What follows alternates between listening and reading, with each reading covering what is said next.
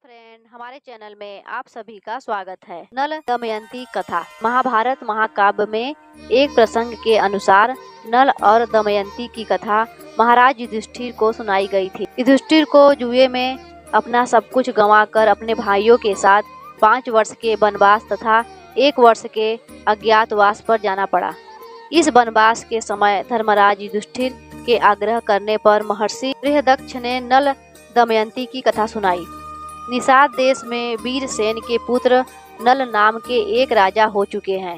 वे बड़े गुणवान, परम सुंदर, सत्यवादी, जितेंद्रिय, सबके प्रिय, वेदज्ञ एवं ब्राह्मण भक्त। उनकी सेवा बहुत बड़ी थी। वे स्वयं अस्त्र विद्या में बहुत निपुण थे। वे वीर योद्धा, उदार और पराक्रमी भी थे। उन्हीं दिनों विदर्भ देश में भीष्म नाम के एक राजा राज्य करते थे।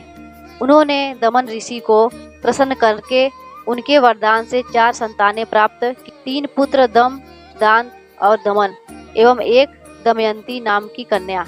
दमयंती लक्ष्मी समान रूपवती से देश से जो लोग विदर्भ देश में आते थे वे महाराज नल के गुणों की प्रशंसा करते थे।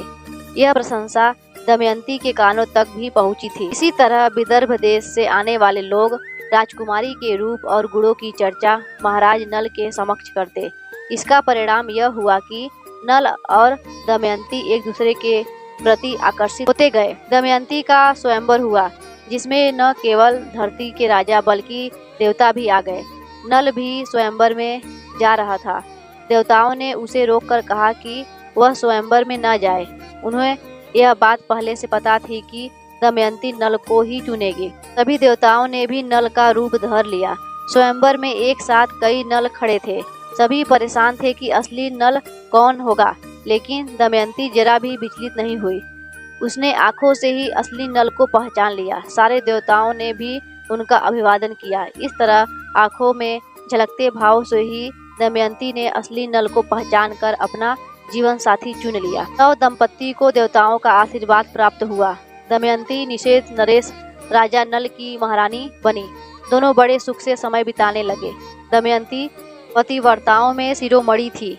अभिमान तो उसे कभी छू भी नहीं सकता था। समयानुसार दमयंती के गर्भ में एक पुत्र और एक कन्या का जन्म हुआ। दोनों माता पिता के अनुरूप ही सुंदर रूप और गुण से संपन्न थे। समय सदा एक सा नहीं रहता। दुख सुख का चक्र निरंतर चलता ही रहता है। वैसे तो महाराज नल गुणवान, धर्मात्मा तथा पुण्य श्लोक थे, किंतु उनमें एक दोष था, जुए का व्यसन। नल के एक भाई का नाम पुष्कर था। वह नल से अलग रहता था।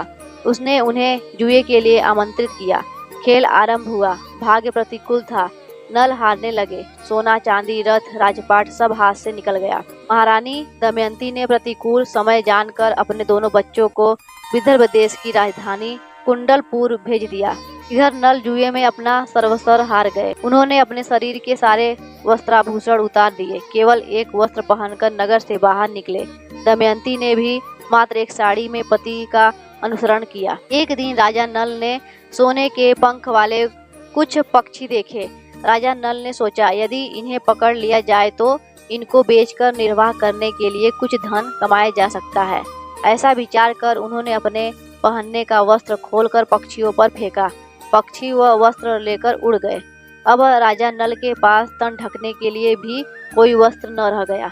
नल अपनी अपेक्षा दमयंती के दुख से अधिक व्याकुल थे। एक दिन दोनों जंगल में एक वृक्ष के नीचे एक ही वस्त्र से तन छिपाए पड़े थे। दमयंती को थकावट के कारण नींद आ गई। राजा नल ने सोचा, दमयंती को मेरे कारण बड़ा दुख सहन करना पड़ रहा है। यदि मैं इसे इसी अवस्था में यहीं छोड़कर चल दूं तो यह किसी तरह अपने पिता के पास पहुंच जाएगी। यह विचार कर उन्होंने तलवार से उसकी आधी साड़ी को काट लिया और उसी से अपना तन ढककर तथा दमयंती को उसी अवस्था में छोड़कर वे चल दिए।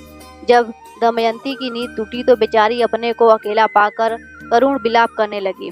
भूख और प्यास से व्याकुल होकर वह अचानक अजगर के पास चली गई और अजगर उसे निगलने लगा।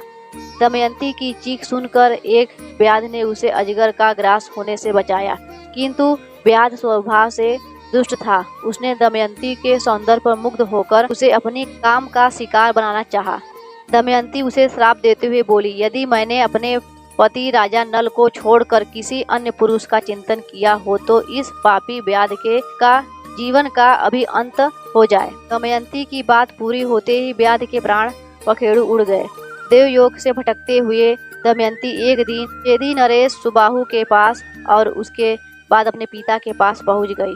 अतः दमयंती के सतीत्व के प्रभाव से एक दिन महाराज नल के दुखों का भी अंत हुआ। दोनों का पुनः मिलन हुआ और राजा नल को उनका राज्य भी वापस मिल गया।